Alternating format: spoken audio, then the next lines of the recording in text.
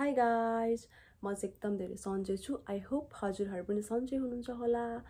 अनि मैले चाहिँ अस्ति युट्युबमा भिडियो हालेको थिएँ एउटा, अनि टिकटकमा सर्ट क्लिप पनि हालेको थिएँ। मलाई चाहिँ टेक्स्ट गर्नुभएको थियो क्या, इनबक्समा टेक्स्ट गर्नुभएको थियो, हजुर चाहिँ कहिले युके जानुभएको हो, अनि कुन युनिभर्सिटी जानुभएको हो, अनि कुन कोर्स लिएर जानुभएको, अनि युके आउँदा चाहिँ के स्किल सिकेर आउनुपर्छ भनेर मलाई कति धेरैजनाले भन्नुभएको थियो क्या। अनि म त सेप्टेम्बर इन्टेकमा म आएको चाहिँ त्यस्तै धेरै त भएको छैन, 1.5 months भयो। अनि त्यस्तो के स्किल सिकेर आउनुपर्छ भनेर मलाई पनि त्यति धेरै त थाहा छैन, तर त्यही पनि मैले यो 1.5 monthमा एक्सपिरियन्स गर्दाखेरि चाहिँ मलाई लाग्छ गर्ल्सहरूले त्यही बारिस्टा अनि वेट्रेसहरूको चाहिँ अलिकति कोर्स लिनुभयो भने, यदि एक्सपिरियन्स थियो भने एकदम राम्रो हुन्छ।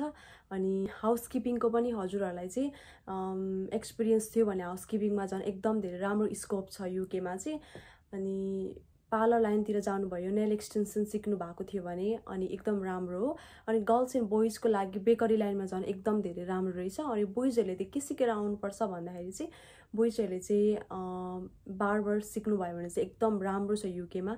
एकदम बार्बर वान्टेडहरू चाहिँ मैले धेरै देखिरहेको छु है। अनि त्यसपछि इन्टरनेसनली ड्राइभिङ लाइसेन्स लिएर आउनुभयो भने पनि एकदम राम्रो छ युकेमा चाहिँ, एकदम राम्रो हो। अनि मलाई चाहिँ लाग्छ, जहाँसम्म मेरो पर्सनल एक्सपिरियन्समा भन्नुपर्दाखेरि चाहिँ हाम्रो नेपालको सर्टिफिकेट भन्दा पनि हाम्रो एक्सपिरियन्स, हाम्रो स्किल्स भयो भने चाहिँ एकदम धेरै युकेमा युजफुल हुने रहेछ। अनि त्यही हो, अब मलाई पनि त्यति धेरै त थाहा छैन, त्यही पनि मलाई थाहा भएको कुराहरू भनिदिएको हो। Okay, by by guys.